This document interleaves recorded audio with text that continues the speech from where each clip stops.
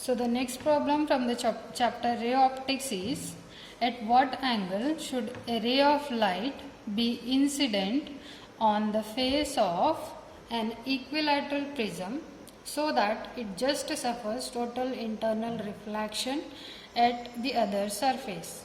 The refractive index of the material of the prism is 1.5. Now, here there is a prism which is equilateral, it means angle of prism is 60 degree. Now what you have to find, that at what angle the ray should be incident on the second face of the prism so it should suffer total internal reflection. Now before starting the problem, I'll show the schematic representation so it will be clear to understand. Now this is the prism. Angle of the prism is 60 degree. Now this is the incident ray. This is first phase. You can call this as XY. These are three. Now this is XY is the first phase and XZ is the second phase of the prism. Now a ray is incident on the first phase. Here you can see that the ray is traveling from air medium to the glass medium, and we all know the conditions for total internal reflection. There are two conditions. One is the light ray must travel from a denser medium to a rarer medium, and the second is the angle of incidence should be greater than the critical angle. What will happen when the angle of incidence is equal to critical angle? The ray just grazes the surface which the two media is separated by. Now here this is the first phase where the ray is incident on the first phase XY. Now it will get refracted.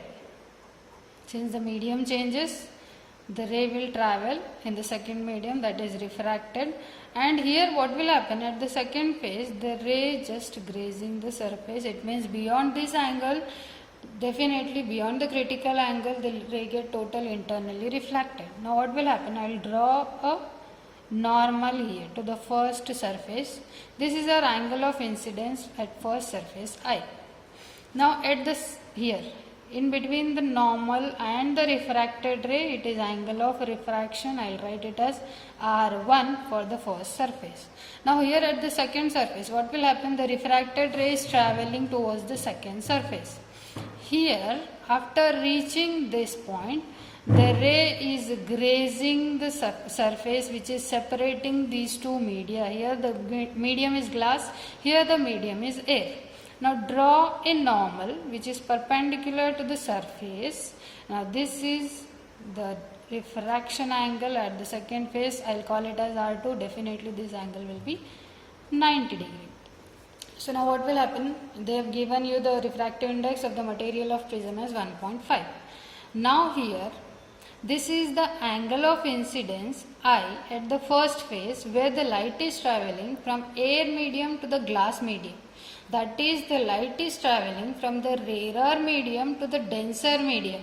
But what is the condition for total internal reflection? The light must travel from denser to rarer. Where that is happening?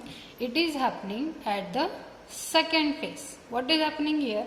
At the second phase, this is glass medium and this is air medium. It means this is denser medium and this is rarer medium. So here at the second phase, that is at the phase XZ, this ray, the refracted ray, is traveling from the denser to the rarer medium.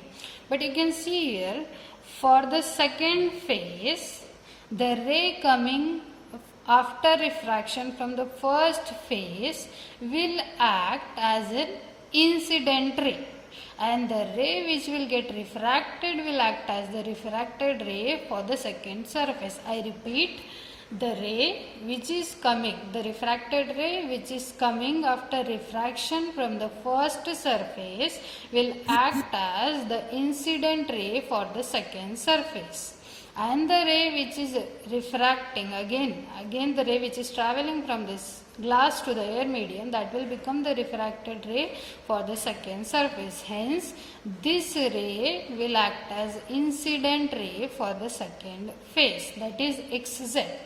Now, writing the given quantities, what they have given, the refractive index of the material of prism is 1.5 and angle of prism is 60 degree. Now we have a relation for critical angle, that is IC.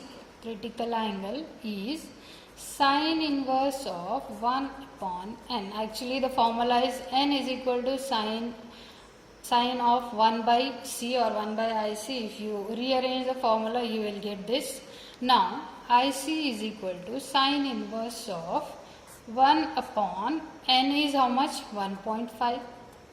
1 upon 1.5, you will get it as 0.667. Now find this value in the natural science paper, where you will get what you want, 667. You should find the nearest value. Here is 0.5, 0.6, I want 0.6667. So it is 0.667. Either you can take this or this. The two values are close to the value which we want. The corresponding angle here is for this, that is 0.6665 or 0.6678. The corresponding angle is 41. And here in point, either you can write it as 0.8 or 0.9. Any of the one value you can write. So I am going to write the value as 41 degree, and you can see it in minutes also. Here it is 0.8 degree if you take 48 minutes, 0.9 degree if you take 54 minutes. So I am going to write it as 49 minutes, or you can write the next one which was 54 minutes. So this is the angle of critical angle. Now that critical angle is nothing but what? It is the when the angle of incidence is equal to the critical angle, then the ray grazes the surface. It means this angle, this critical angle is nothing but our R2, which is the angle of incidence for the second surface. So you can write this as angle of incidence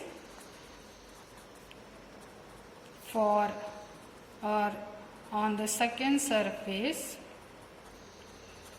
is equal to 41 degree 49 minutes. Okay, so now next, angle of refraction at the first phase. We have a formula in the derivation of this angle of minimum deviation, where A is equal to R1 plus R2 we write. Now we have A, we have R2, from that we can get R1 by rearranging the equation. So keep this R1 as it is, bring this plus R2 to the other side, it will become A minus R2. So now R1 is equal to A is how much? 60 degree minus R2 is how much? 41 degree 49 minutes. So this you will get it as 60 degree minus 41 degree is 18 degree 11 minutes. Now next, we have Snell's law, which is n is equal to sine I divided by sine R.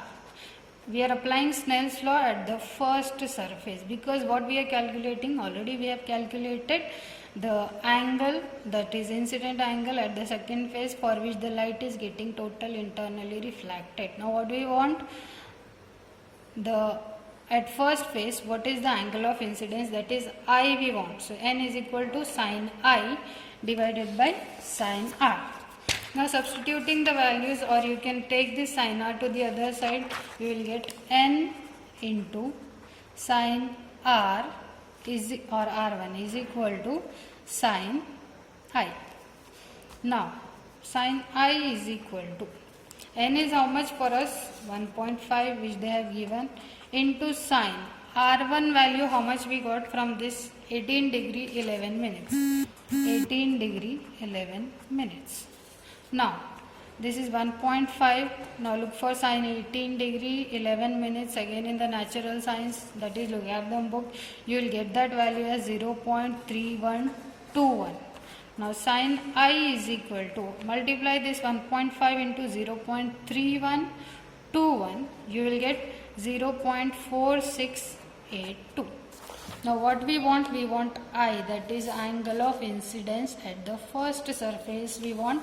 So I is equal to sine inverse of 0.4682. In the log table, again look for the value 4682, or you can look for the nearest value. So here is the sine table 4682. Here I have 43, here 46 it is. I have 4679 here, 4679, or there is a value 4695. In between any value you can take. So this is nearest 4679. The corresponding angle is 27 degree, and in minutes it is 54 minutes. The last table 4679. So corresponding in minutes it is 54 minutes, or you can write it as 21.9 degree also, or 21 degree 54 minutes also. Either of the two you can use, any one you have to use. So I'll write I is equal to 27 degree 54 minutes. This is the angle of incidence at the first phase, which is here.